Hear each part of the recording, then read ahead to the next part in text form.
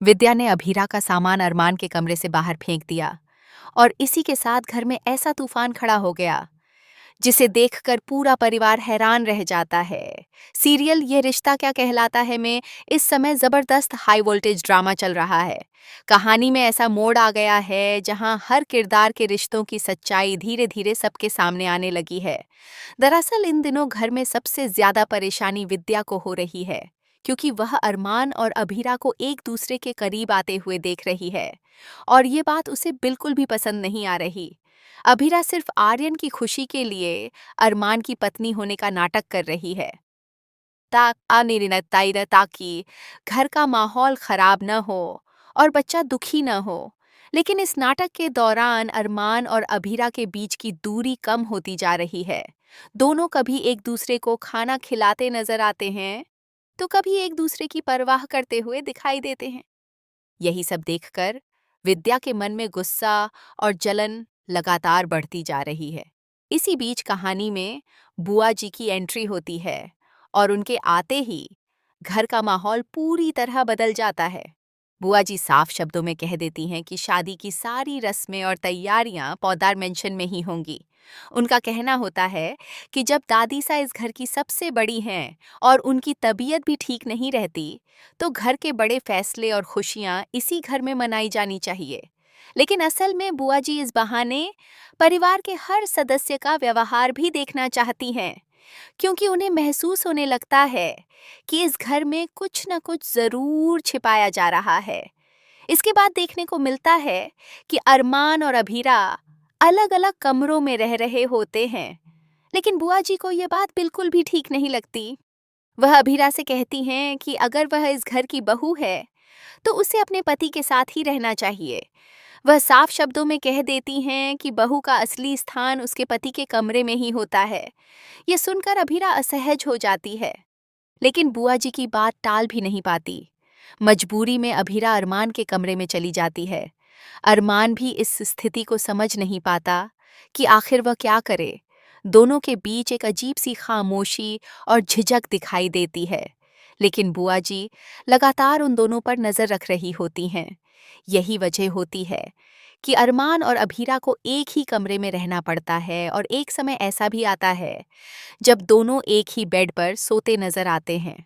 सुबह का समय होता है और घर में पूजा की तैयारी चल रही होती है।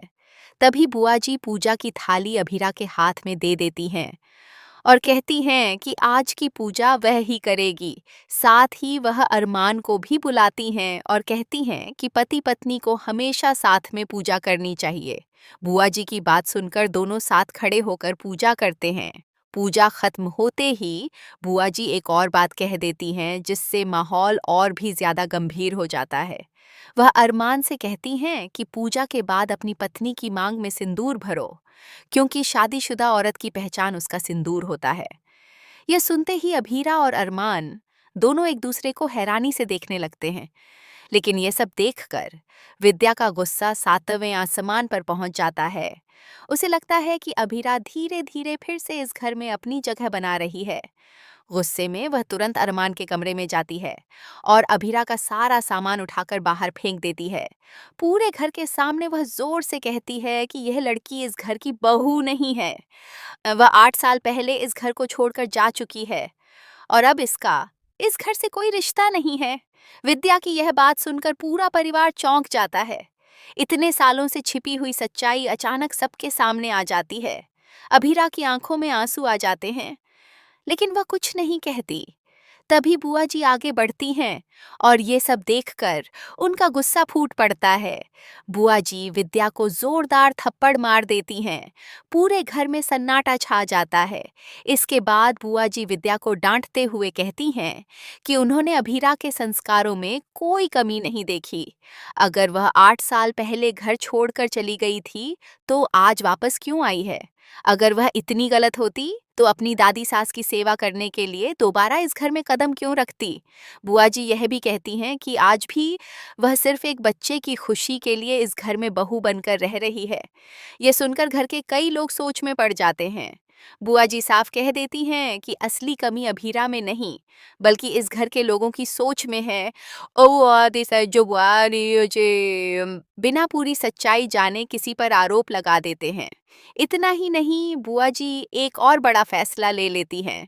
वह कहती हैं कि जिस घर के लोग अपनी ही बहू का सम्मान नहीं कर सकते, वहां वह किसी भी तरह का रिश्ता नहीं जोड़ेंगी। उनका ये फैसला सुनकर सबके चेहरे उतर जाते हैं, क्योंकि इसका असर पूरे परिवार के रिश्तों पर पड़ने वाला होता है। अब कहानी एक बेहद दिलचस्प मोड़ पर आकर खड़ी हो गई है। सवाल ये है कि क्या अरमान और अभीरा आर्यन की खुशी के लिए बुआ जी को मना पाएंगे या नहीं?